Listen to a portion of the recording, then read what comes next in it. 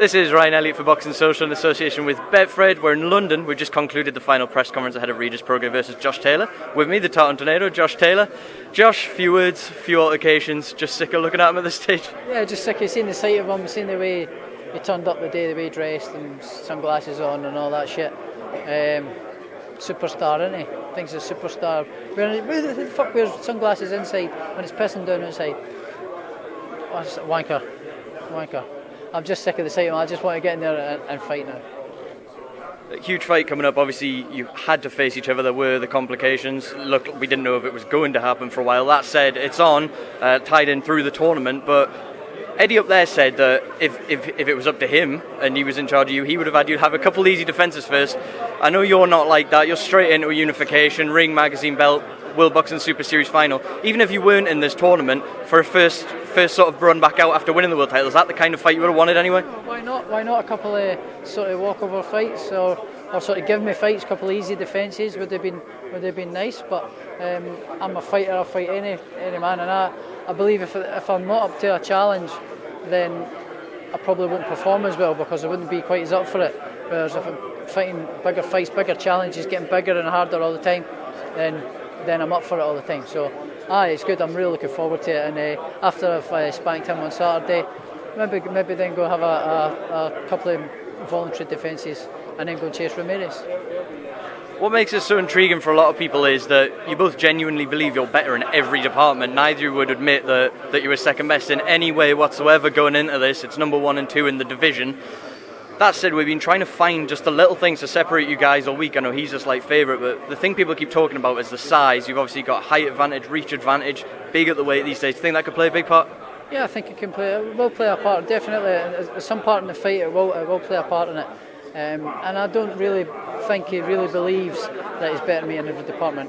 When I look into his eyes, I can see he's nervous. I can just see through his bravado that he's putting on. I can see that he's nervous. I know the more he's talking about the height advantage, the reach advantage, the disadvantage, it's in his head. He's thinking about it. So he's having to try and convince himself that I've not got any advantages over him. But he's trying to convince himself that it doesn't matter, it's not going to matter. But I know it will.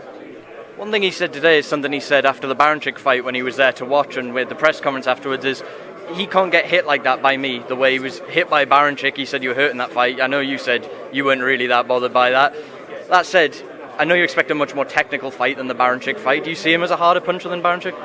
He looks heavy-handed. I'll give him his due. Every time he's hurt someone, he looks heavy-handed. He calls himself a monster for power, but who's he knocked out flat? Who was the last person he knocked out and stopped flat? Can't remember. So, he dropped Terry Flanagan. He dropped Relic, who had to. Terry Flanagan's a lightweight moving up, had lost the fight beforehand, and then Relic had to lose over 40 pounds to get to the weight in like 9 weeks. So, weight drained Relic, and first soon as he hit him to the body, he went down, and it took him 6 rounds to get him out of there. So, he's not a monster, So that's not going to faze me.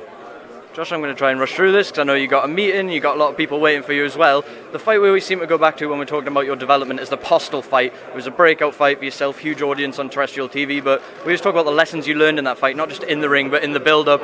You said perhaps going through camp you're a little bit too eager at times, you're just so hungry to do as much as you can. You've matured now from that and learned from that, and you know how to pace yourself, you know when to rest, etc. Have you felt the benefit of that going into camp? 100%. That was a pivotal fight for me in my career. Is that the word? Is that the right word? Pivotal? Is that the right word? Maybe? trying to extend my vocabulary here. No, I think that fight was just so important in terms of my development, learning about myself in these situations. I felt like I had to prove I was world class in that fight. Felt I did.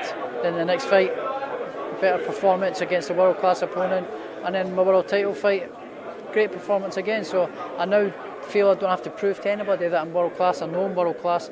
So now I'm nice and relaxed, and my mental approach is different. I'm nice and relaxed and enjoying it more. Josh, I know you got to shoot. I'll leave the final word to you. Saturday night, O2 Arena, Sky Sports pay-per-view, Unified Championship, World Boxing Super Series final, Ring Magazine. I could keep going. What do we see from the Tartan Tornado Saturday night? It's a win from me. No matter how it comes, it's just a win from me 100%. Right, Josh, pleasure as always. Best of luck.